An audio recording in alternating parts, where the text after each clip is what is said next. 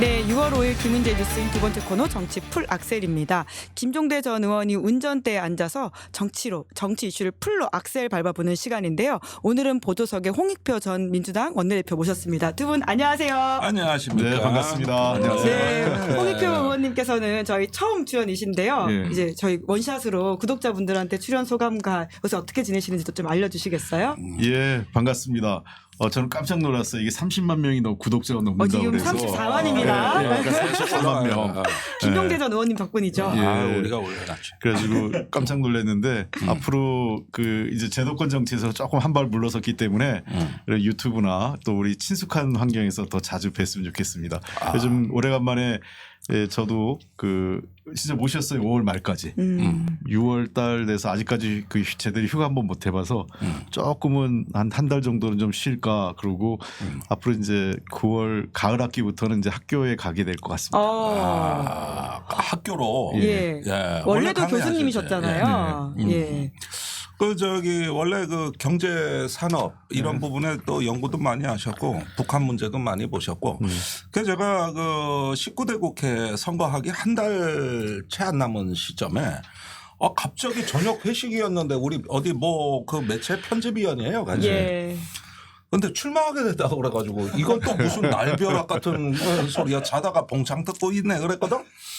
진짜로더라고. 예. 그래서 우리가 40대 홍익표 의원을 보내드렸고 이제 50대 중후반의 홍익표를 다시 맞이하는 거거든요. 예. 그래서 우리는 옛날에 노무현 대통령 때 통일부 장관 정책부 장관 예. 나는 국방부 장관 정책부 장관 그래가지고 이제 화려하셨네요. 같은 시기를 하다가 같이 편집위원도 하다가 예. 갔더니 계속 가더라고. 적당히 한번 나올 줄 알았더니 난 한 번 하고 질주하셨다. 말았는데 예. 계속 가더라고. 예. 이제 나오셔가지고 이거 이제 또 중장년에 이게 중후한 품격을 갖춰 나오셨으니 어쩌냐 이거. 네. 아니, 저희 지금 댓글창에 네. 운전기사님 옆에 앉은 직장인 같으시다. 네, 굉장히 이 얌전한 느낌을 주신다라는 이야기인 것 같은데 또 저희 김종대 전 의원님께서 세게 악셀 밟으실 때는 안전벨트 제대로 메고 같이 알겠습니다. 이치로 달려주시면 근데 됩니다. 운전면허증이 없는 분인데 이 사람은. 여러 차례 폭로가 되셨습니다. 실제로 운전면허가 없으시다. 그래서 오히려 안전운전 하실 수 있다. 그래 정신적 운전을 하는 거예요. 물리적 운전이 아니야. 나는.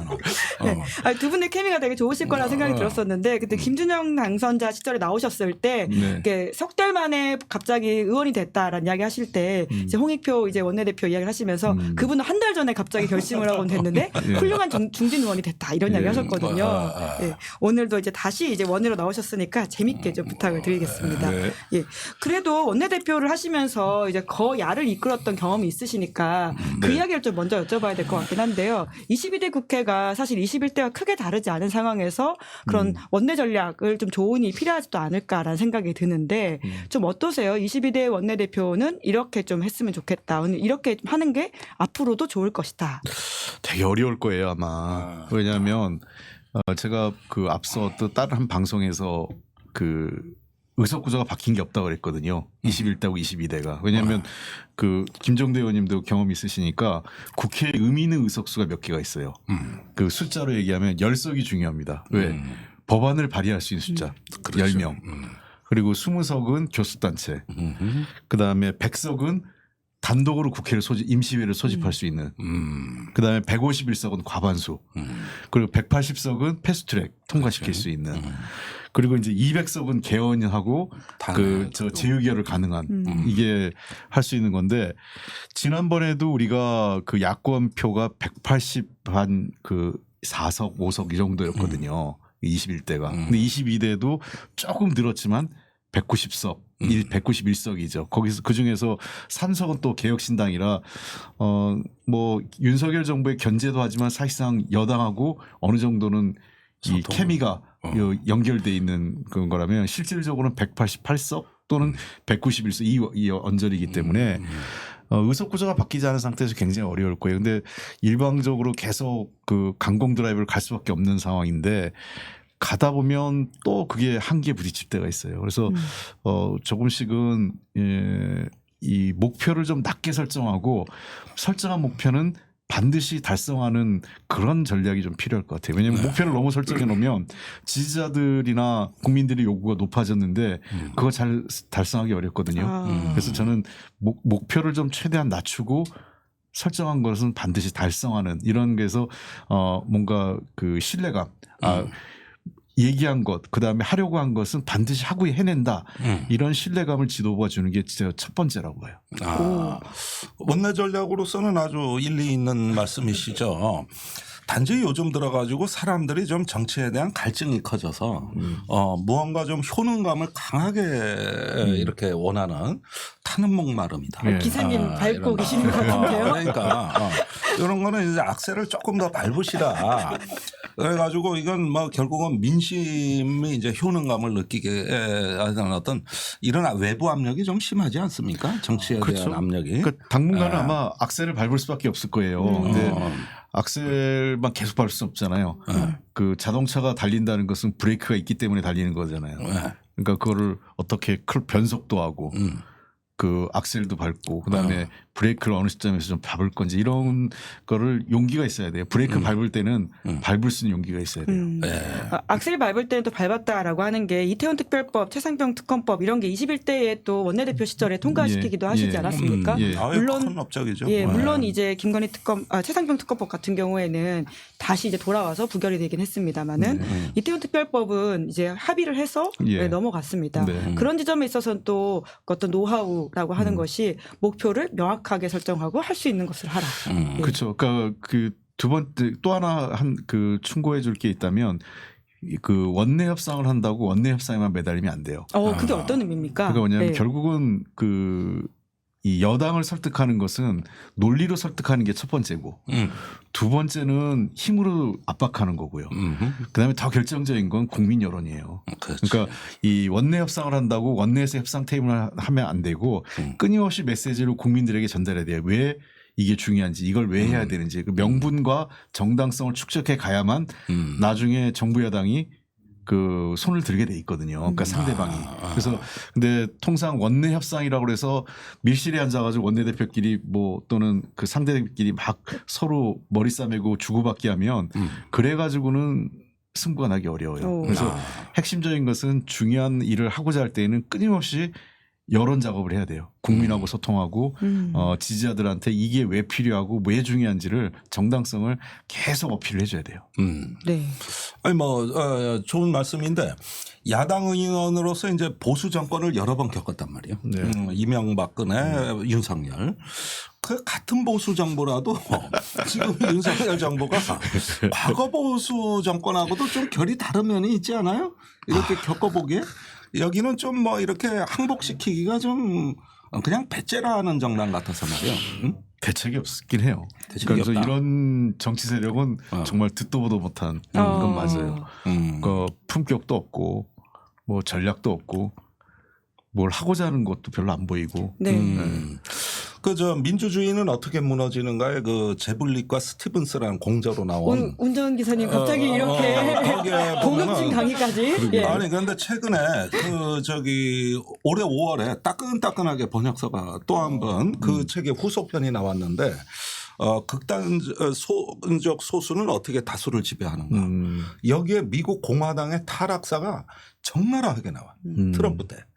그 트럼프가 막 쿠데타 시도해서 탄핵 위기로 가고 폭동이 일어나고 하는데 공화당 의원 263명 중에 17명만 탄핵에 직접 찬성하거나 탄핵 발언을 했고 나머지 240명이 트럼프를 비호하는 쪽으로 돌아서면서 이 공화당이 그 민주주의를 부정하고 트럼프를 옹호하는 이런 이것 때문에 이 책이 나온 건데 그래서 어떻게 극단적 소수가 다수를 지배하는가. 지금 이스라엘 정치가 그렇게 되고 있습니다. 그런데 지금 세계적으로 많이 그렇게 나타나고 있어요 지금요. 그런데 원래 공화당의 공화주의자가 없어진 거예요. 그랬는데 지금 우리 윤석열 정부를 보면은 지금 지지율 20%대 초반, 곧 10%대로 내려앉으실 건데 이제 이런 어떤 정부가 대통령을 이렇게 옹리하면서 국민 60% 70%가 지지하는 법안도 반대했단 말이에요. 그러니까 이런 부분들을 보면은 나는 그 책의 경고가 지금 그 한국의 트럼프를 얘기하는 거 아닌가. 국민의힘이 나는 그 어떤 대자뷰를 굉장히 많이 봤어요. 네. 근데 그 트럼프는 전략이라도 있었죠. 그래요? 그러니까 이제 뭐냐면 트럼프의 선택은 때론 합리적인 게 있어요. 합리적이란 건 뭐냐? 자기한테 도움이 되거든. 근데 윤석열 정부나 여기 집권 세력의 선택을 보면 저는 또 결이 다른 것 같아요. 그러니까 뭔가 이게 그 대책 없는 선택. 그러니까 자기한테 전혀 도움 안 돼요. 예를 들면 그 누구보다 잘 아는 나중에 또 한번 우리가 얘기하겠지만 해병대 장병 그 특검법 관련된 선택이나 이런 과정을 보면 난 이렇게 이 호미로 막을 일을 가래로도 먹는 일로 벌리는 제주도 참 뛰어나다 싶어요. 대책 없는 그렇죠. 정권이다. 네. 이 말씀이신데. 일부러 키우잖아. 일부러 예. 이렇게 하려고 해도 이렇게 안 돼요. 예. 예, 그 이야기 저희가 좀 본격적으로 해보기 전에 그래도 석유 이야기가 워낙 석유 저희 이야기, 댓글에 석유. 많이 나와서 그 이야기를 좀 해야 될 것 같긴 합니다. 석유. 아까 20% 이제 지지율에서 10%대로 넘어갈 수도 있다 이런 경고를 하셨는데 사실 그걸 막기 위해서 한 게 아니냐라는 비판들이 야권을 중심으로 많이 나오고 있거든요. 어떻게 아니, 보셨어요? 근데 이거는 네. 저의 독특한 해석인데 예. 5월 3일이 참 기념비적인 날이에요. 대통령의 석유 발언이 나온 날입니다. 6월 3일. 6월 예, 3일 예. 석유 발언이 나왔는데 같은 시간대에 NSC가 열렸어요. 거기서 남북 군사 합의서 무력화가 됐어요. 그러니까 한쪽에선 석유가 펑펑 나오고 한쪽에선 평화가 깨졌잖아. 이게 중동 국가가 된다는 뜻이야. 그러니까 중동이 석유가 없어서 저렇게 못 살아? 평화가 깨져서 저렇게 아주 민생이 어려운 거예요. 그죠? 석유 많어. 키르키우 같은 경우 석유 위에 떠 있는 섬이라 그래. 내가 네. 우리 옛날에 이라크 파병 때 보니까. 근데 제일 못 살아. 근데 우리 아직 나오지도 않지 않았습니까? 아니 그러니까 말로만 일단 분석을 예. 하면 예. 대한민국의 중동화다. 같은 날 평화가 깨지고 석유가 나오면 이거야말로 중동 국가가 된다는 뜻이어서 전 대한민국의 중동화를 선언한 날이다. 그날이. 그저께가. 이런 거 악셀 밟아야 돼. 예. 그리고 이럴 때 댓글 좀 올려줘. 시사인 잘 나가는 건 내가 알아. 덕분에 이럴 때. 쭉 올라왔습니다. 근데 예. 이 얘기는 석유나 가스가 나온다는 그렇죠. 전제에서 예. 중동화인데 예. 이게 이 퍼센트의 함정이에요. 그러니까 확률의 함정. 그러니까 많은 사람들이 20%라고 하니까 5번 꽂으면 한 번은 되는 거 아니냐 이렇게 생각하는데 그게 아니에요. 그러니까 우리가 이제 도박으로 얘기할게요. 산자리 또 오래 하셨으니까요. 네. 잘 아시겠어요. 도박하면 돈 많이 하면 오래 하면 할수록 돈 잃습니다. 왜냐하면 보통 이 카지노 이런 공식적으로 합법적인 카지노 같은 데가 확률을 한 0.7이나 이렇게 해놓잖아요. 그러면 10번에서 3번은 딴다 이게 아니라 계속 하면 할수록 예를 들면 그 0.7의 확률로 계속 줄어드는 겁니다. 그러니까 20% 확률이 있기 때문에 5번 하면 되는 게 아니라 한 번 할 때마다 처음엔 20%예요. 그러면 그 다음은 그 20%를 또 0.2 곱하게 되니까 또 더 주는 거예요. 확률은. 착착착착 내려가겠지. 확 같은 내려가네요. 지역이니까. 확률은 계속 예. 주는 겁니다. 예. 그리고 전 세계적으로 이 시추 탐사가 되게 어려워요. 시추 탐사 그래서 뭐 20건도 굉장히 높은 거고요. 10건 중에 한두 건 성공하면 정말 대박인 거예요. 대개는. 그리고 그게 매장량이 얼만큼 되느냐에 따라서 성공 여부가 나오기 때문에 시추 탐사 같은 경우를 할 때는 굉장히 그 경험이 많은 회사. 그러니까 이건 되게 영국계 회사나 미국의 경험 있는 회사들이 세계 시장을 좌지우지하고 있어요. 우리나라도 김대중 대통령 시절에 이게 시작해가지고 몇 개 성공을 한 게 있었죠. 아프리카에서도 한번 성공한 게 있었고 베트남 쪽에서도 한번 성공한 게 있고 해서 우리가 좀 일부 벌어들인 적이 있는데 MB 때 다 실패했잖아요. MB 때는 시추 탐사가 아니라 M&A를 한 겁니다. 그러니까 완전히 다른 거예요. 네. 내용이.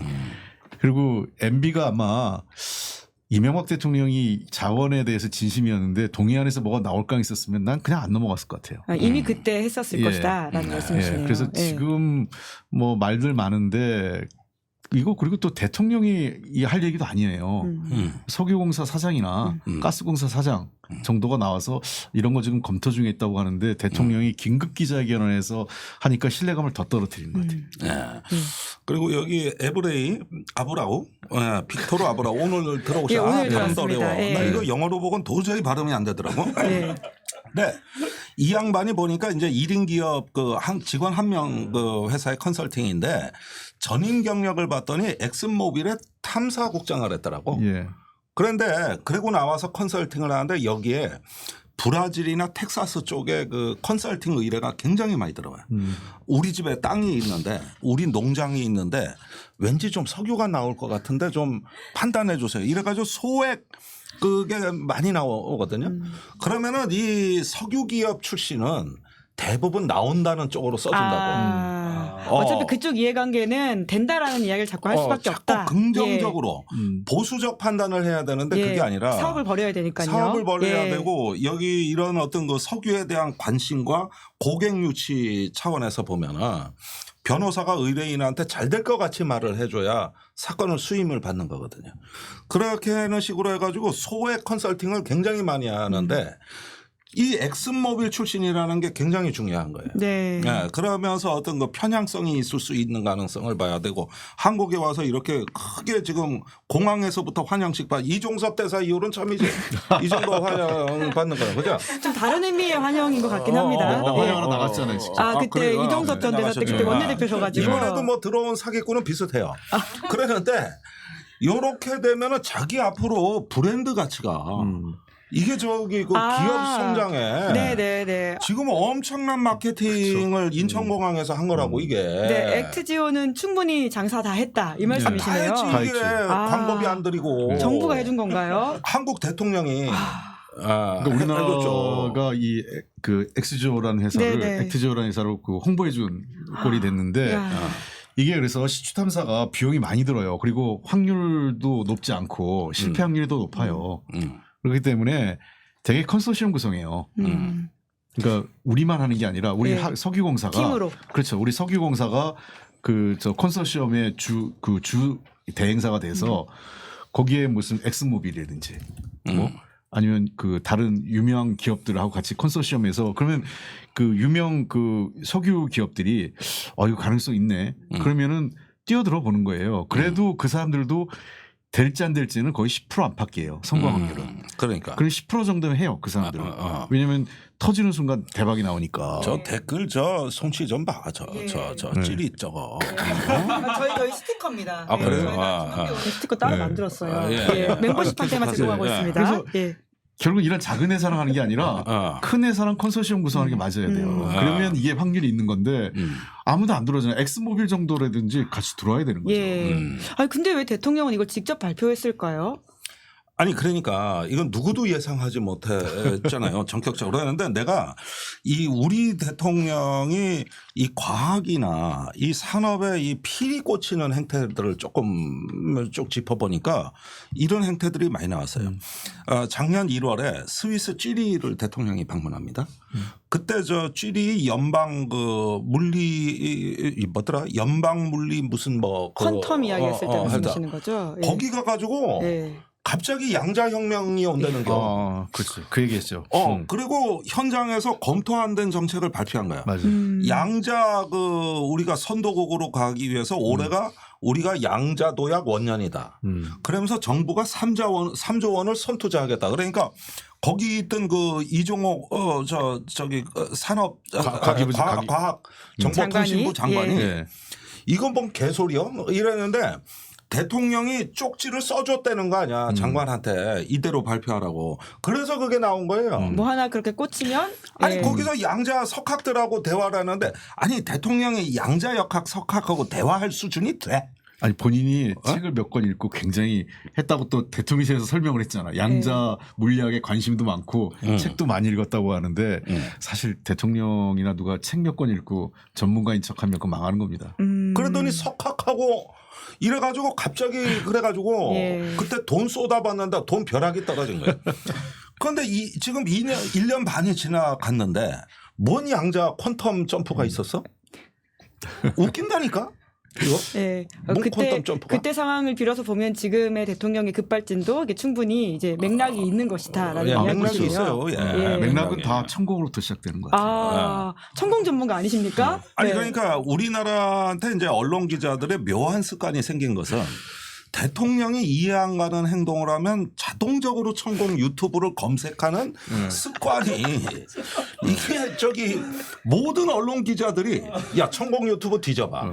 편집장이 기자한테 얘기하면서 꼭 나와요. 야 빨리 뒤져봐. 그럼 또 꼭 나온다. 꼭 나와. 예, 예. 그럼 그걸 다 찾아봐야 돼.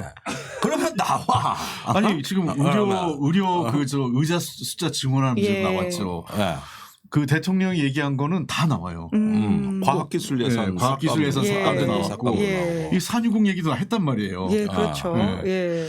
아니, 근데 조선일보가 이제 그러다 보니까 오늘 팩트체크 보도를 한다고 이야기를 하면서 천공이 올린 유튜브 영상이 13,000개가 넘기 때문에 이대로라면 정부의 모든 발표를 엮을 수 있다. 그래서 이제 좀 과하다라는 취지의 지적을 하더라고요. 그건 어떻게 보세요? 그렇게 따지면 그렇죠. 그걸 총량으로 계산하지 말고 예. 시기를 보시면 시기로 봐야 된다. 천공이 저기 인수위 때 국방부 앞에 천막이라도 쳐라. 이러니까 그 다음날 대통령이 천막이라도 치겠다. 이렇게 그 시한적인 밀접성, 예. 시한적인 어떤 그 근접이 굉장히 강하다는 거예요. 그러니까 용산의 여의주가 용이 여의주 물고 나타난다. 그러니까 그렇게 옮긴다, 천막 친다, R&D 예산, 그 다음에 이번에 이런 것들을 쭉 보면은 굉장히 국정의 리듬을 타고 있다는 이런 어떤 시간적인 걸 좀 봐야지. 네, 그건 의심을 할 저렇게 수밖에 없는. 분석하면 만 몇 개로 얘기하면 아니 그러니까 그게 말을 많이 했으니까 맞는다 이거 문제가 아니라 중대한 결정들이 천공이 말을 하면 반드시 정부가 비슷한 정책을 내놓거나 시행을 해요 진짜. 예. 그러니까 그게 이 우연의 일치라고 볼 수 없는 거죠. 네. 예를 들면 우리 같은 사람이 말을 수십 가지 수만 가지를 한다고 우리 다 따르지 않잖아요. 그렇죠. 예. 그러니까 만약에 구독자 35만을 올려주시면 예. 또 천공 비하인드 가는 건가요? 천공의 여태 그 싱크로율을 예. 시각적으로 우리가 짚어줄 수 있는 예. 그렇죠. 그런 방송을 제가 천공 특집 방송 하시겠다고 김종대 의원님께서. 한번 할 거예요. 지금까지 다 재밌어요. 모아보진 않았잖아. 예. 조각조각은 많이 예. 나왔는데. 35만 되면 이제 천공 특별 방송 하시겠다. 지금 공약하고 가셨습니다. 그리고 제가 나올 때는 좀 올려줘요. 빨리 카톡 올리고 그다음에 전화 좀 하셔가지고 빨리 좀 들어오시라고. 100명 정도 남았대요. 그래요? 네. 아직 갈 길이 멀긴 한데요. 예. 나는 반드시 보답하는 운전사요. 내가 이렇게 얘기하고 실망시켜 드는 적 별로 없어요. 예. 모범 운전, 약속 지키는 운전사. 예. 저희 운전사에 대한 신뢰가 확 올라가니까 이 이야기도 안 할 수가 없는데요. 최상병 사건 전문가이기도 하시지 않습니까? 아까 그 이야기 좀 뒤에 밀어두겠다고 저희가 이야기했는데 그 사이에도 또 많은 증거들이 쏟아져 나왔어요. 그 좀 업데이트된 소식들 알려주실 게 있으시면 먼저 좀 김종대 의원님께서 이야기해 주시겠어요? 글쎄 오늘 어제 동아일보가 대단한 취재를 했죠. 그래서 오늘 언론에 다 보도가 됐는데 국방부 조사본부가 해병대 수사단의 수사 내용을 이관받았잖아요. 그런데 처음 보고서가 나왔는데 네 쪽짜리가 그게 발견이 됐는데 가만히 보니까 해병대 수사단보다 임성근 사단장의 죄가 더 무거워졌어. 그렇게 됐어. 이건 인과관계가 너무 명확하다는 거예요. 그래서 내 쪽에 상세히 써서 그 임성근 사단장의 그 안전 의무를 소홀히 한 원인 제공자로 아예 딱 썼어요. 그런데 17일쯤 됐을 때 이상한 일이 일어나겠어요. 조사본부에서 이제 2차 검토 보고를 했는데 이때 회의 주재자가 이종섭 장관, 유재훈 법무관리관, 그다음에 박경석 조사본부 권한대행 이렇게 해서 관계관들이 다 들어가고 그날 회의를 하고 난 다음에 보고서가 나왔는데 180도로 바뀌었어. 뭐라 그랬냐면은 이게 안전 의무가 소홀히 한 정황이 있다. 요게 다고 그러고 이거를 물에 들어가라고 수색 명령을 한 기록이 남아 있지 않아. 이것은 추후 조사가 필요하다 하고 임성근이란 말을 아예 빼버려. 그런 다음에 6명을 혐의 사실을 제시. 아니 어떻게 같은 기관이 일주일 사이에 이렇게 180도 바뀌냐고 이게 장관 주재 회의를 하고 나서. 그러니까 임성근 살리기가 본격화된 거지 그때 기류가 바뀐 거죠. 그러니까 이유인즉슨 임성근 그 해병 1사단장, 해병 1사단장직이 해병 사령관 그 가장 유력한 루트예요. 대개 1사단장 하면 사령관으로 가는 게 일반적이기 때문에. 임성근 사단장을 어떻게든 살려주고 면책을 시켜주고 싶었던 것 같아. 거기에는 임성근 사단장을 사령관만을 만들어야겠다는 보이지 않는 손이 작동을 한 거죠. 네. 아니 왜 그렇게까지 사실 군에 훌륭하신 분 많지 않습니까? 왜 꼭 그분을 그렇게까지 그러니까 했어야 될까요? 통상은 그 만약에 그 임성근 사단장을 그 당시에 그 책임을 물어서 일단은 이 그 사단장직 보직 해임하고 본인이 그 퇴직을 했다면 군대에서 그 어쩌면 더 안 커졌을 수도 있어요. 그렇잖아요. 그래서 예. 그러니까 뭐 누가 꼭 법적 기억하겠어요. 책임 이전에 네. 예, 우리 사회에서는 정치적 책임 또는 어떤 총괄적 지휘관으로서의 포괄적 책임을 지으면 넘어가는 분위기도 있어요. 한국 사회라는 네. 게. 일사단장이 책임을 졌다. 그랬는데 이거를 이 법적인 틀로 아주 이상하게 끌고 간 거예요. 아까 제가 그러니까. 얘기했잖아요. 일 키우는 재주가 있다고. 일 키우는 자 한 대 맞을 거 두 대 맞고. 예, 2대 맞고. 그리고 일사단장 그냥 퇴역으로 끝날 일을 이제 대통령까지 끌고 들어간 거죠. 그래서 그게 정말 이해가 안 되는 측면이에요. 좀 이제 원내에 계시면서도 이 사건이 한참 불러갔었는데 어떤 면에서 좀 들여다보면 이제 힌트가 나올까에 대해서는 말씀해 그러니까 주실 저는 게 이 있을까요? 팀에는 예. 누군가가 임성근 사단장을 사령관 시키고 싶었던 사람이 누구냐죠. 네. 그 사람이 이 모든 것을 바꾸는 키맨이라고 생각했어요. 아니 그런데 이렇게 국민의힘은요 이번에 다 부결을 시켰지만은 재의결에 그 이렇게 의원들 동향을 보면은 주로 이 사건에 대해서 어떤 기류가 보입니까? 답답해하죠. 왜냐하면 답답해요. 이번에 사실은 선거 과정에서 몇 번 요동쳤는데 이종섭 대사 임명이 큰 이 분위기 전환의 시점이 됐어요. 런종섭 사건. 예. 예. 그 이종섭 대사 호주 대사 임명 직전까지만 해도 선거 국면이 혼전이었어요. 그러니까 일당이 우리가 약간 유리했지만 일당도 뒤바뀌는 거 아니야 이런 막 분석이 그런 나오는 시점이었어요. 있었죠. 2월 예. 중하순에. 예. 근데 갑자기 뜬금없이 이종섭 대사 호주 대사 발표가 나면서 국민들이 야, 이 누구를 응징해야 되는지 확실히 다시 또 돌아본 거죠. 그래서 이 해병대 장병 사건이 선거에 어떤 영향을 줬고 앞으로 이 문제가 그 국민의힘에 어느 정도 정책 부담인지를 이 국회의원 당선된 사람이나 떨어진 사람들은 특히 떨어진 사람들은 더 잘 알죠. 당선된 사람들은 잘 모를 수 있어요. 예. 왜냐하면 당선된 사람들은 무풍지대였거든. 아니 근데 그분들은 왜 부결표를 안 넣으시고? 아니 그렇기 때문에. 예. 그러니까 일단 당선된 분들은 일단 무풍지대잖아요. 예. 뭐 하늘이 두 쪽 나도 무조건 당선되는 지역에서 됐으니까. 근데 떨어진 사람들은 이게 정부에 아직은 대통령의 시간이 너무 많이 남았어요. 3년이나 남은 게 그리고 이 당근이 많은 거야. 줄 당근이. 공공기관장 대부분 아직 공석으로 놔두고 있잖아요. 정말 그것 때문에 이게 움직이나요? 국회의원들의 표심이라고 하는 게. 여러 가지 중에 그것도 하나 지금 끈 떨어졌잖아요. 국민의힘 낙선자들 중에서 정치적 의지가 있는 사람들 분명히 있겠지만 어떤 분들은 어쨌든 정치적 명을 연명하려면 공공기관의 장으로도 가고 대통령하고 척지는 게 지금 부담스럽죠. 3년의 시간이 남아서. 그래서 제가 그때 이게 아마 재의결이나 심지어 나는 22대 국회에서도 우리가 또 추진하겠지만 이 8명만 데려오면 된다 이렇게 쉽게 얘기하는 분들이 있는데 그거는 8명 설득한다고 될 일이 아니에요. 그거는 여권 일각이 한 20명 이상이 분당할 결심은 해야 통과가 될 겁니다. 하긴 2016년이 그랬습니다. 그때는 확실히 장작 쪼개지듯 딱 쪼개졌잖아요. 그런데 이제 이 최상병 사건에 대한 어떤 트라우마를 겪었단 말이야 이번에 선거에서. 그런데 22대 이게 또 오고 지방선거 가까워지고 대통령실은 해명도 제대로 못하고 조선일보조차도 이제는 설명해라. 이러고 있단 말이야. 그러면서 그냥 전전긍긍 방어하기가 바빠요. 그러니까 맨날 와서 대통령이 그냥 이등병들 PX 데려가 초코파이 사주듯이 달래. 국민의힘 의원들은. 그러니까 또 초코파이 맛있다고 가. 이래가지고 유지되는 거란 말이에요. 그렇죠. 그러니까 이게 이 상태로 계속 가다 보면 뜻밖의 변수가 생겨서 야 이건 아니잖아. 우리가 언제까지 꼬복 노릇해야 돼. 3년은 너무 길어. 뭐 이러지 않을까. 거기 대해서도. 그게 이제 아까 얘기한 분당할 결심 내지는 이제 대통령을 쫓아낼 결심을 아직은 안 되고 한 1년은 기다려야 될 거예요 최소한. 아, 1년 왜냐하면 정도? 3년의 임기는 너무 많은 거예요. 네. 아직은 대통령 힘이 센 거야. 그런데 1년쯤 지나면 지방선거가 이제 코앞으로 다가오잖아요. 예.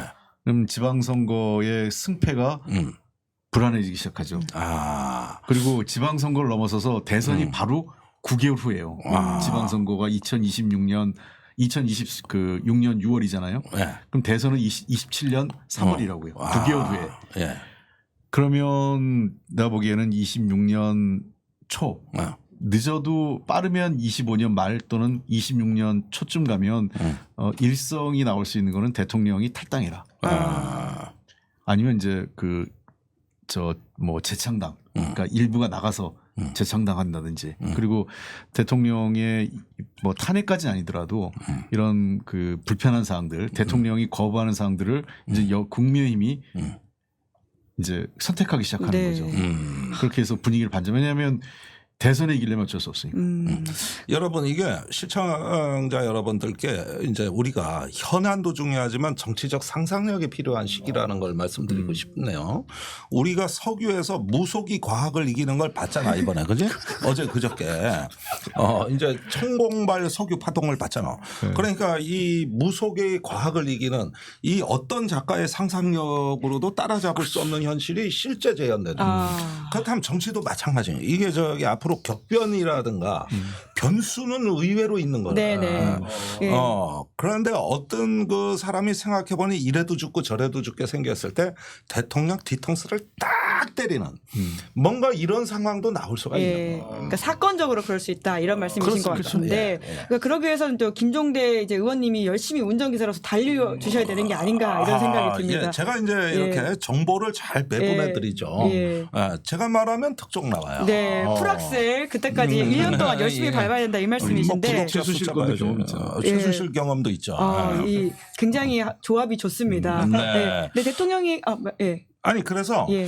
나는 홍익표 우리 전 원내대표께서 이제 뭐 촉 떨어진 거는 국민의힘 낙선자들뿐만 아니라 본인도 마찬가지시기 때문에 이왕 이렇게 된 거 우리 저기 원내대표는 짐이 무거워. 그러니까 이제 그거 훌훌 내려놨으니까 우리 같은 유튜브에서 같이 놀자. 이제 이거 이제 세게 좀 달리자. 즐기며 살아라. 이게 좀. 브레이크는 살짝 풀어도 된다. 이런 말씀으로 들립니다. 편안하게 하겠다고 이제. 오늘도 조곤조곤 말씀하시지만 들어보면 워딩들이 또 간단치 않다라는 생각을 제가 하고 있는데 대통령이 거부권 행사한 게 사실 그 최상병 특검법만이 아니라 김건희 특검법도 있지 않습니까? 그렇죠. 이제 원내대표 계실 때였는데 22대 국회에서는 이 건도 다시금 이제 민주당이 올리겠다라고 하고 있는데 이것도 그럼 쉽지 않은 상황이긴 하다 우선은. 그 당분간은 네. 그 우리 생각대로 잘 안 될 거예요. 그러니까 이제 우리 지지자들은 좀 제가 얘기하면 좀 답답할 텐데 아까도 얘기했지만 지금은 의석 구조가 그래요. 의석 구조가 대통령에 대한 거부권을 했을 때 재의결을 할 수 있는 힘은 그 선택은 우리한테 있는 게 아니라 국민의힘 내부에 있는 거예요. 그러니까 국민의힘 내부가 근데 한 8명을 꼬셔서 우리가 데려와서 한다. 이거는 이 정치를 잘 모르는 겁니다. 여의도 정치. 여의도는 뭐냐면 그 정도 8명이 올 때는 그 사람들은 탈당할 결심을 해야 되는 거예요. 근데 8명 정도가 아니라 최소 20명 플러스 알파의 하나의 정치적 세력이 집단적으로 야 우리 국민의힘 갖고 미래가 없어. 그렇게 선택을 할 때 그게 가능한 거죠. 넘어오면 한 번에 넘어갈 것이다. 그렇죠. 예. 이렇게 한 명 한 명으로는 가능하지 않은 상황이다. 그런 상황이 되면 단순히 아까 얘기했지만 이 특검법의 문제가 아니라 그 탄핵의 문제까지 같이 움직이게 되는 거죠. 시계가 빠르게. 그러니까 그런 문제가 맞물려 있기 때문에 앞으로 한 1년 정도는 굉장히 힘겨루기가 진행되는 시점이라면 1년 후에 전국 상황이 상당히 그 어떻게 나타날 거냐 성적표가 그리고 윤석열 대통령의 지지율이 지금처럼 헤매고 특히 국민의힘 지지자나 그 주요 정치인들이 야 윤석열 대통령하고 같이 가면 우리 27년 대선은 해보나 마나다 이러면 다른 선택을 하죠. 그 김건희 여사 특검법까지는 가지 않더라도 이제 이런 이야기들이 나오니까 검찰에서도 소환을 한다 만다 이런 얘기 나오고 있지 않습니까? 그렇죠. 소환이 좀 가능할 거라고 보세요? 그렇죠. 검찰은 지금 살기 위해서 원래 검찰이 옛날부터 그 정권 초에는 야당을 때리다가 정권 말쯤 되면 현 집권 세력을 때려요. 그게 검찰의 삶의 방식이었고 생존 방식인 거예요. 그러니까 지금 봐서 검찰로서는 이 살아있는 권력 이제는 이제 살아있는 권력 친다고 하겠죠. 안 그러면 그 나중에 이 검찰이 이거 어떻게 감당하겠어요? 뭐 그것도 한번 앞으로 봐야 될 중요한 변수 중에 하나라는 생각이 드는데요. 나는 이렇게 국회나 뭐 표결이나 이렇게 들어갈 때 여러 가지 보면 우리가 너무 법기술자의 프레임에 많이 들어가 있다는 생각이 들어요. 사실 제일 중요한 게 국민 여론이라 그러셨지 않습니까? 그렇죠. 예. 표결에선 지고 여론에서 이기는 방법도 있는 겁니다. 그러니까 전투에선 지고 전쟁에선 이기는 거거든요. 우리가 지하철에서 큰 소리로 방귀 끼고 저기 그 다리 쭉 뻗어 옆에 못 앉게 했다 하더라도 그거 법으로 처벌은 안 받습니다. 그렇죠. 예. 그런데 저는 그렇게 하는 순간 정치 생명이 끝나요. 예, 많이 알아보기 때문에 사진 다 찍을 거라고.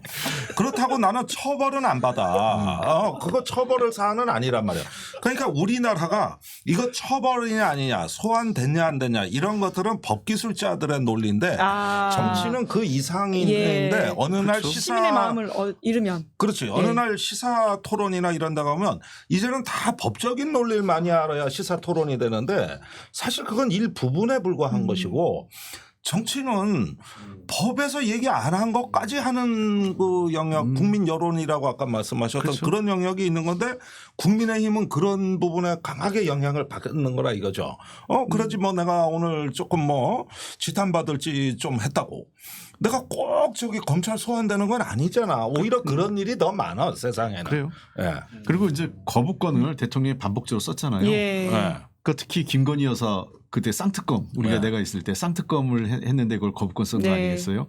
그런 것들이 누적돼서 선거에서 패배한 거예요. 근데 바뀌지 않아 보인다라는 평가들이 훨씬 많기 때문에 지금 시민들께서도 이제 너무 3년이 긴 거 아니냐 이런 이야기를 댓글로 달아주고 계신 것 같은데 그러니까 두 분의 말씀처럼 정치적 평가에 대한 것을 좀 더 두려워하는 대통령이 돼야 되지 않을까라는 생각이 듭니다. 그러니까 저는 근데 그 인내심이 좀 있어야 되는 게 아까 그랬잖아요. 시간이 아직까지는 대통령의 시간이 좀 너무 많아요. 그러니까 한 1년 정도의 그 약간 좀 힘겨루기가 그 있고, 그러니까 엑셀과 브레이크가 막 혼전되는 시기다가 1년이 지나는 어느 시점부터는 가파르게 엑셀이 밟혀질 가능성이 있어요. 그 대통령을 또 원내대표 업무하시면서 좀 만나보셨잖아요. 네. 안 변할 거라고 보세요. 어떠세요? 그동안 만나봤던 어떤 캐릭터로서 보시기에 안 변하죠. 안 변하나요? 안 변합니다. 그렇죠. 그러니까 우리가 옛날에 박근혜 대통령을 보면 있잖아요. 의외로 박근혜 대통령이 중요하고 인기가 높아질 발표를 본인이 한 게 별로 없어요. 그래서 저기 부처에서는 이렇게 젠틀하게 상납을 해. 이건 대통령이 발표하시죠. 그럼 다시 내려온다고. 그건 부처에서 하세요. 그렇죠. 그러니까 내가 그때 국방부를 취재하다가 그런 건이 굉장히 많다는 걸 발견했어요. 그런데 윤 대통령은 어떠냐면 부처에서 할 거야. 그런데 사전에 뭐 저기 모니터링을 해가지고 좋은 게 있으면은 너 하지 마. 내가 할 거야. 이렇게 가져가 이 사람은. 이번에 석유가스 가능성 석유 같은 관련된 거. 발표가 네, 그 장관 보고였다는 거죠. 이번에 또 직구 사태는 이번엔 또 부처에서 마음대로 했다고 또 난리를 쳐. 그러면 이제 저기 아노미 상태에 빠지는 거야. 이거 어떻게 해야 돼? 젠틀하게 상납을 해야 돼? 그런데 또 그래서 뭐 가져가면 임마 이게 저 지지율 올라가는 게 아니잖아 임마. 이건 네가 해야지. 그리고 그 석유 가져와. 그다음에 뭐 저기 저 양자 역학 그거 가져와. 술 가져와 이런 거지. 야, 거기에다 술 가져와.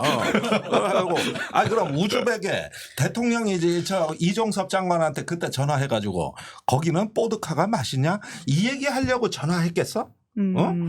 그 얘기 하려고 했지? 다른 얘기? 그러니까 이게 그런 건 출장관 장관한테 시키고 젠틀하게 상납해. 이래서 다음에 또 뭐 갖다 줘야 돼 이거는. 예. 그건 지가 해. 예. 이게 박근혜 대통령 때하고 참 다른데 박근혜 무능해서 문제였고 그러나 이런 걸 갖고 부처를 그렇게 더티하게 괴롭히지는 않았단 말이에요. 예. 네. 참 여러모로 정치인들이 그러니까 우리나라만 있는 독특한 문화 하나가 눈치라는 거잖아요. 외국 사람들은 이 눈치가 참 영어로 표현하기 어려운 외국 사람들 설명하기 어려운 거거든요. 그런데 특히나 이 선출직 그 정치인들은 정말 눈치를 많이 봐요. 여기저기. 왜냐하면 지지자 눈치도 봐야 되지 상대 당 눈치도 봐야 되지 또 국민 눈치도 봐야 되지 뭐 여러 눈치를 본단 말이에요. 근데 윤석열 대통령은 눈치를 안 봐, 이 사람은. 왜 그렇죠? 그게 좀 독특해요. 그래서 이게 선출직의 경험이 이분은 그냥 한 방에 돼버렸잖아요. 네. 그래도 짧은 시간 내에. 네. 제가 놀란 게 엊그제 물론 국민의힘 연찬회가 있었긴 했지만 그날 그 우리 그 또 순직한 그 장병의 그 연결식이 있었던 날이잖아요. 맞아요. 그러면 그날만이라도 그냥 좀 더 엄숙하게 그냥 가볍게 오늘 뭐 불가피하지만 그래도 뭐 건변 한 말 하겠습니다. 뭐 오늘 그러네요. 이러고 넘어가야 되는데 그날 어퍼컷 세레머니까지 하신 거 아니에요? 야, 그래서 내가 눈치도 없다 진짜. 그러니까 이제 그럼 뭐. 저런 거는 진짜 선출직 정치인들 박근혜 대통령도 눈치는 봤어요. 그렇죠. 국회 와서 의외로 뭐 예. 시정연설할 땐 착해졌었다고. 그렇죠. 예. 그런데 그 이제 바랄 걸 바르셔야지 뭐 그 사람한테 눈치, 그러니까 염치, 내가 수치 이런 거는 아니고. 그러니까 내가 안 변한다. 그건 맹자가 얘기한 거예요. 순자하고. 그건 맹자가 얘기한 거지. 예. 그건. 근데 이제 이제 또 학교로 돌아가시고 그러니까 우리나라 정치가 지금 어떤 거 과장, 과시, 허풍 뭐 이런 어떤 면에서 나는 정치 연화의 위기라고 보거든요. 오히려 학계가 더 맞으실 수도 있어요. 무슨 얘기냐 하면은 난 서교 저 발언을 보면서 우리한테 그 합리적 지성의 회복이 너무나 우리 사회가 절실해졌구나. 뭔가 사실이 있으면 그 사실을 검증하고 가설을 실험하고 그러면서 집단지성이 이걸 공론회장에서 녹여내는 이 국가의 이 품격. 이게 이제 합리적이고 집단지성이라고 얘기하는데 이거 회복이 너무 절실해졌다 이게요. 예. 무속이 과학을 이기는 시대 히틀러, 스탈린 생물학 정신분석학 동원해가지고 그 이데올로기로 만들 때 과학이 타락했거든. 지금 우리 과학이 사이비과학으로 타락하고 있잖아요 지금. 그래서 우리가 해야 될 게 정말 건강한 지성과 합리적 이성의 회복이 이렇게 절실한 때가 있었는가. 네. 그래서 앞으로 그 학교에서 하실 일이 많지 않는가 생각합니다. 근데 지금 서울시장 나가셔야 된다는 댓글이 있는데요. 학교로 자꾸 보내시려고. 그거는 2년 남았어요. 그러니까 뭐 나갈지 안 나갈지 모르겠지만은. 근데 저희 운전기사님께서 또 뒤에 일정이 있으시니까 급하게 있죠. 또 조금 그래도 이제 홍익표 전 원내대표 모셨으니까 여쭤볼 것들을 여쭤봐야 될 것 같은데 그 민주당 관련된 사안들을 그래도 좀 여쭤보고 싶거든요. 이제 과거에 이재명 대표가 연임 관련해서 좀 질문을 한 적이 있다라는 이야기를 언론 인터뷰에서 밝혀주셔가지고 화제가 됐었는데 예. 최근에도 혹시 관련된 이야기 좀 나누신 적이 최근에는 있으세요? 그런 얘기는 한 적은 없었고요. 예. 근데 아마 그렇게 가지 않을까 싶어요. 현재로 봐서는. 왜냐하면 특별하게 도전하겠다는 사람도 안 보이고 제 보기에는 뭐 아마 그 당으로서는 뭐 그 선택의 여지가 별로 없는 것 아니냐 현재로서는. 그러니까 지금 거대 정당이 됐고요. 누구 리더십을 책임 있게 꾸려갈 리더십도 보이지 않고 또 제가 그때 얘기했던 거는 뭐가 잘못되면 무조건 이재명 대표 책임론을 할 거거든요. 현재 대표든 아니든. 그렇기 때문에 이 대표가 직접 자신이 그거를 책임지고 가는 게 불가피한 것 아니냐 이런 생각이고 아마 어느 정도 마음도 좀 굳힌 것 같아요. 느낌상. 이제 그러다 보니까 당원 당규 개정을 또 이재명 대표와 맞춰가지고 하려고 하는 게 아니냐 이런 또 지적도 나오고 있거든요.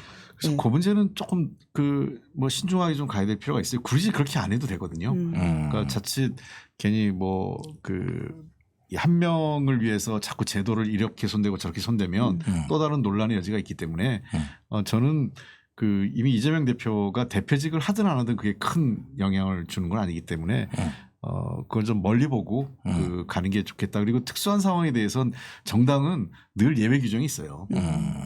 그러니까 최고위원회에서 의결하면 다 그 예외를 할 수 있는 게 그렇기 때문에 국회법과 정당 내 운영의 규칙을 보면 달라요. 그래서 그거를 너무 제도적으로 다 이렇게 막 일치시키고 딱 만들어 놓으려고 하는 것보다는 정당은 정당의 정치적 선택을 할 수 있는 여지를 놔두는 게 그리고 그렇게 할 수 있는 게 법적으로 아무 문제가 안 돼요.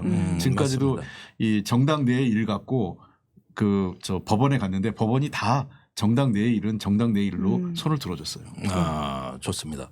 저 네오스케임님이 홍익표 원내대표님 고생하셨습니다 하면서 슈퍼챗을 쏴주셨어요. 고맙습니다. DMR이 더 중요합니다. 서울시장 콜? 가만히 있어봐. 이거 꼬시는 것 같은데? 그리고 나는 왜 안 꼬셔? 있습니다. 국가안보실장. 또 국가안보실장 보궐선거 있었습니다. 얘기도 있었고 많이 있었어요. 괜찮아요. 근데 서울시장으로서는 괜찮은 마스크도 되시고 내가 보니까 아주 좋은 어떤 그 자산을 갖고 계시니까 자주 모셔야 될 것 같습니다. 그거 뭐 생각 안 하긴 할 거 있을 것 같은데 어떻게 생각하세요? 뭐 좀 그 쉬면서. 쉬면서 지금, 예. 고생 뒤지게 하셨구만. 소리거리가. 이거 참. 뭐 쉬려면 뭐 별거 없어요. 저하고 소주 먹으면 돼요. 그렇죠. 예, 곱창이 여기 맛있어요. 저 지난주에 오래간만에 제주 포럼 한번 갔더니 좋더라고요. 저 그러니까. 핫기프 분위기도 느껴보고. 슬슬 몸을 그렇죠. 풀고 계십니다. 맞춰야 될 시간이 다가오다 보니까 그래도 저희가 김종대 전 의원님한테도 반드시 여쭤봐야 될 게 임성근 구명을 로비한 로비스트가 도통 누구인지 알고 계시는 것 같은데 좀 힌트라도 주셔야 되는 게 아니냐라는 말이 있습니다. 아니 내가 특검 기다려 내가 출범 내가 1번으로 참고인 조사 받겠다고 내가 했던 게 그 내용 아닙니까? 예. 근데 참 이걸 감당할 수사기관이 현재 존재하지 않으니까 차마 얘기를 못했던 거고 언론도 아마 감히 누가 이걸 감당하겠냐. 어느 방향으로 가면 됩니까? 그런데 지금 저희가. 등장인물이 갑자기 많아졌어요. 예. 이종섭 휴대폰 통화 기록이 나오면서 그동안 의혹에 있었던 인물들이 전부 통화에 다 나오는 거야. 쏟아져 나오기 쏟아져 나오고 심지어 그 전에 대통령 사법연수원 동기도 뭐 외압을 행사했다라는데 그 사람도 나왔어. 통화 기록에. 말만 하면 다 나와. 현직 국방부 장관도 나오고 있어요. 예, 그렇죠. 거기도 그 당시 나오고. 간사였다. 예. 그래서 보니까 작년 8월 2일에서 3일 4일까지가 광란의 시기였어요. 광란의 시기요. 난 북한군이 연평도 백령도 쳐들어와야 이 정도 호들갑이. 근데 그런 정도의 비상사태였으니까. 외교안보 업무를 하시는 분들의 호들갑이라고 하는 게 북한이 동원되는 쳐들어올 거야. 정도의 상황이었다. 몽땅 동원되는 거야. 이 정도의 사안이라는 거는 거의 저기 대통령이 해병대와 정면으로 승부수를 건 거고 그때 초토화를 결심했던 거예요. 해병대에 대해서.